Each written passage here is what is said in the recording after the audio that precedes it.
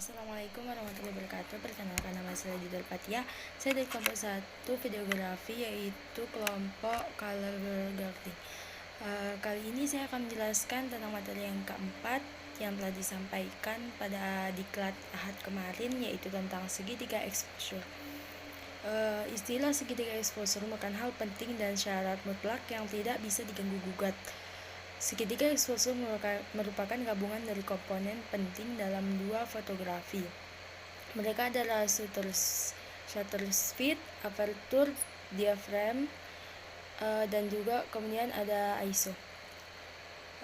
Kita bahas dulu yang shutter speed ya. Shutter speed adalah kecepatan rana kamera dalam menangkap cahaya.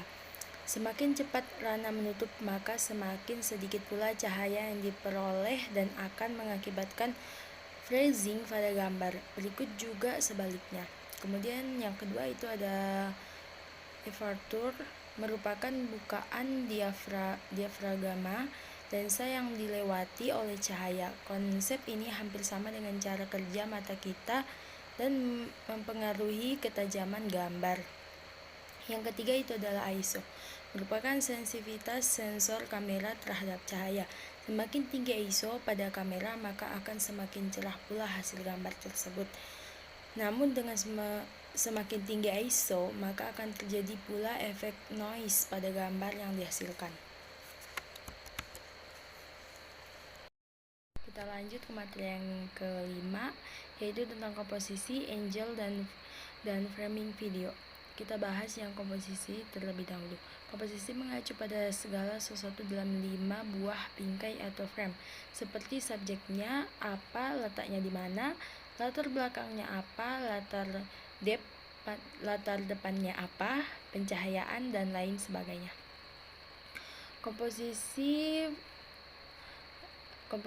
yang pertama itu ada the rule of third, atau aturan ini membagi frame menjadi 3 bagian. Penekanannya yaitu 1:3 atau 2:3. Frame daripada di tengah-tengah frame pada saat membidik dengan mode pendatar atau landscape, ambil bagian dataran atau bawah kurang lebih 1-3 frame. Kemudian sisanya untuk mengambil bagian atas atau langit. Pada kebanyakan orang, penekanan dalam mengambil video adalah lurus dengan titik pusat subjeknya, dan titik pusat itu bisa terletak pada 1:3 dari bagian frame. Kemudian komposisi yang selanjutnya itu ada golden means. Golden means biasanya digunakan untuk format wawancara. Mengapa posisi mata harus terletak pada 1:3 dari kotak agar konsentrasi penonton terfokus pada objek utama. Kemudian ada triangulation, adalah di mana objek utama berada tepat di tengah frame. Hal ini hanya sering berlaku bagi presenter, reporter, and stand-over, presiden, atau objek negara saat pidato. Kemudian yang selanjutnya ada depth of field, merupakan jangkauan jarak di depan lensa di mana objek dapat terlihat dengan fokus yang baik. Kemudian yang selanjutnya itu ada crossing in the line. Line garis imaginer wajib diperhitungkan oleh seorang kamerawan, karena jika terjadi pelanggaran maka akan terlihat northbound berubah. Dalam beberapa hal pelanggaran ini dapat ditolerir, tapi harus ada gambar transisi master shot. Hal ini akan terlihat nyata sekali jika kita mengambil adegan balap mobil dan motor di layar TV. Kemudian selanjutnya ada komposisi transisi pada gambar. Imagine dapat berupa pengambilan gambar di tengah garis imaginer atau close up detail. Kemudian ada melakukan reservoir. Kemudian pembahasan yang kedua itu ada angle. Angle itu ada yang pertama ada bird's eye view. Seperti namanya, jenis angle kamera ini meminjam perspektif buruk atau efek angle. Kamera ini cocok untuk menggambarkan gerak-gerak karakter. Selain ini, angel ini juga biasanya dipakai untuk menggambarkan posisi karakter di dalam sebuah latar tempat. Angel ini menjadikan penonton seperti pengamat yang sedang memperhatikan gerak-gerik suatu objek. Kemudian ada high angle. Angle kamera ini menangkap subjek dan sudut yang lebih tinggi dengan alat bantu tripod, tangga, atau cranes. Karena kamera diletakkan lebih tinggi dari subjek, penonton akan merasa lebih dominan daripada subjek di dalam layar. Sebaliknya, subjek akan terlihat kecil, lemah, dan tak berdaya. Kemudian ada eye level. Sesuai dengan namanya, kamera diletakkan sejajar dengan mata manusia. Angle yang netral dan paling sering digunakan dalam film.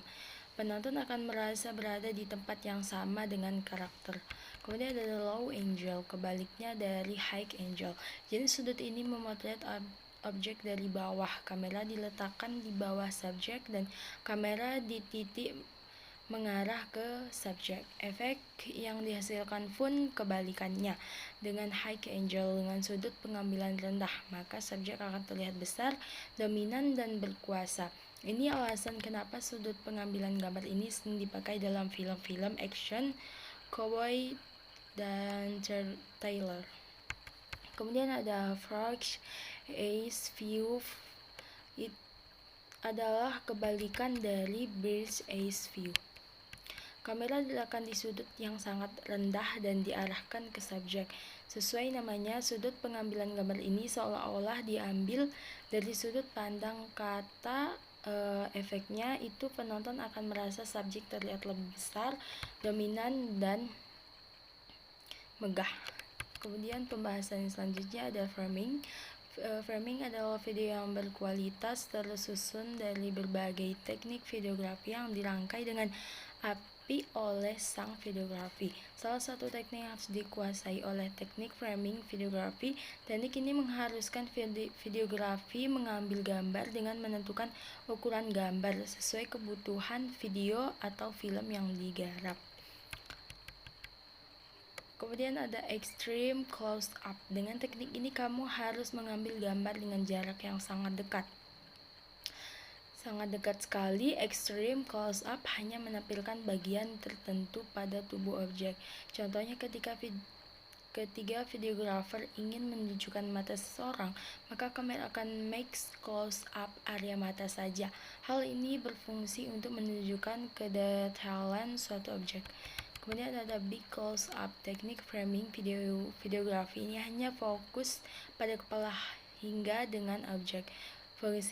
Fungsinya untuk menonjolkan ekspresi yang ditampilkan, misalnya ekspresi wajah marah dan bahagia. Kemudian ada close up framing. Ini memiliki fokus lebih luas daripada big close up. Pengambilan gambar ini berfokus dari ujung kepala sampai ujung leher saja. Fungsinya hanya memberi gambaran jelas tentang objek. Kemudian ada medium close up. Pengambilan gambar dari ujung kepala hingga dada dilakukan pada teknik ini. Fungsinya untuk memperteguh profil seseorang. Teknik ini menjadi teknik framing antara mid shot dan close up. Kemudian dalam shot, pengambilan gambar dilakukan hanya sebatas kepala hingga pinggang. Teknik ini bertujuan untuk memperlihatkan sosok objek secara jelas. Cara pandang main shot ini lebih luas dari medium close up. Kemudian ada full shot. Teknik ini berfungsi dari atas kepala hingga ujung kaki. Fungsinya untuk memperlihatkan objek secara utuh serta link untuk sekitarannya. Kemudian ada long shot. Pengambilan gambar pada teknik ini lebih luas dari full shot. Fungsinya untuk menunjukkan objek dan latar belakangnya secara menyeluruh. Kemudian ada extra long shot. Pengambilan gambarnya melebihi long shot, bertujuan untuk menampilkan lingkung si objek secara utuh dan jauh. Dengan begitu, objek dan lingkungan dapat dikaitkan satu sama lain karena adanya detail tertentu yang ingin disampaikan. Kemudian kita lanjut ke materi yang keenam, yaitu macam dan format video. Macam atau jenis videografi berdasarkan durasi. Yang pertama itu ada film pendek. Durasi film ceria pendek biasanya di bawah 60 menit.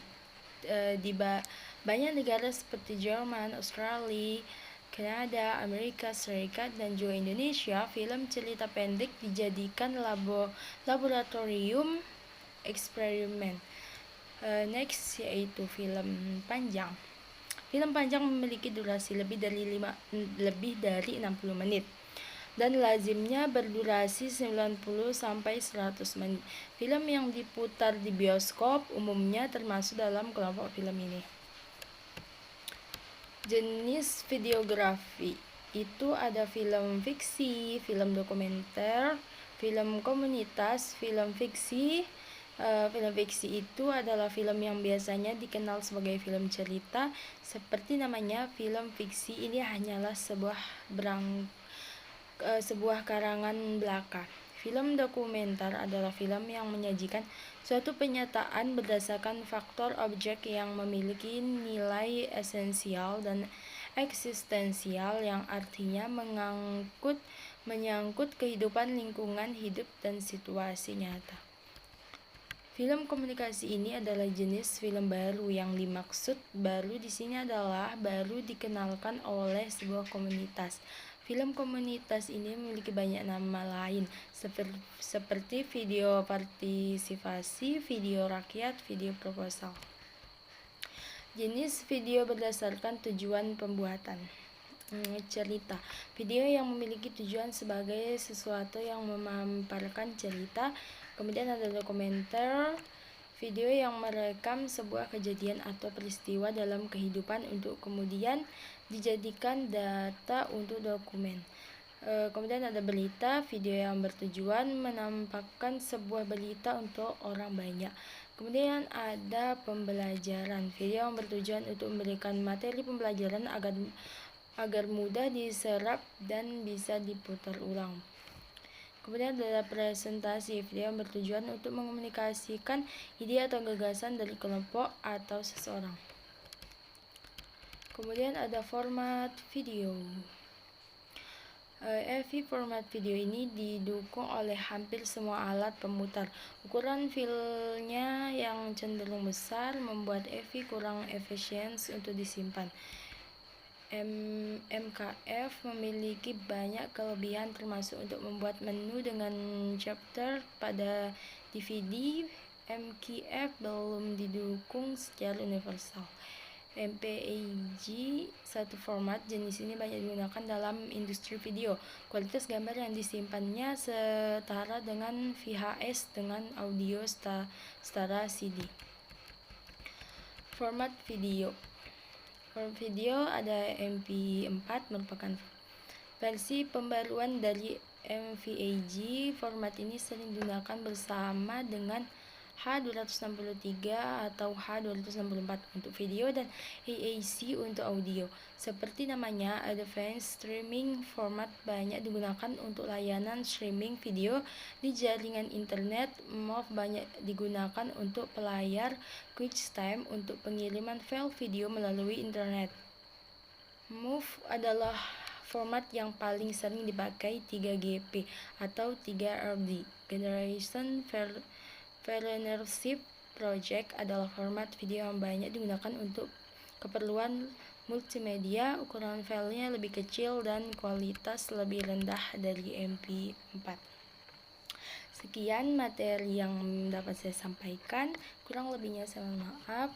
Assalamualaikum warahmatullahi wabarakatuh.